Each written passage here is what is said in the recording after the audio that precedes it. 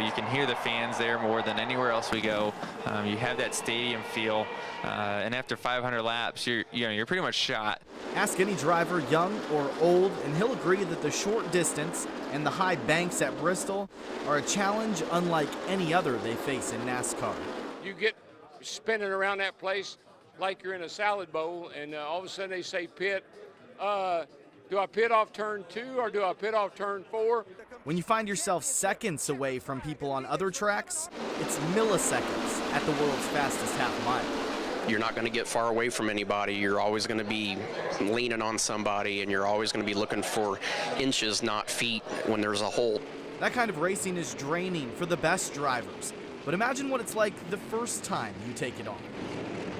I ran like 3 laps, and I came in, and I was huffing and puffing. I said, and I think it was like a 200-lap race, and I was like, there's no way I'm going to be able to finish 200 laps around this place. Not only do they have to get through it mentally and physically, some drivers have had to adjust to track changes as well. You got to remember something. It went from asphalt to concrete. And everybody said, well, that'll end ODW's streak.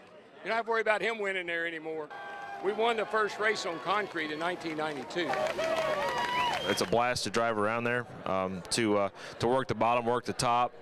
It is pretty bumpy. It's gotten bumpier since the concreting. If you don't get through the bump in turn 1, it's all over with. With the challenges and the changes, race car drivers must just be gluttons for punishment, because every year they can't wait to come back and try it again.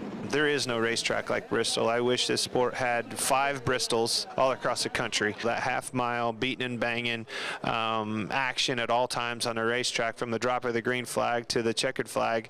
There's no better product that we can showcase for our fans than a track like Bristol. And if you're lucky enough to be the first one across the finish line, There's no cooler moment than being able to drive that car up the hill there to victory lane on top of the building. That's a pretty cool feeling. That's a really cool feeling. Whether it's winning it for the first time like Logano did last summer, or becoming a multi-time champion like Carl Edwards accomplished last spring, the feeling of conquering the Last Great Colosseum is one that lasts forever. For News Channel 11 Sports, I'm Jake Young.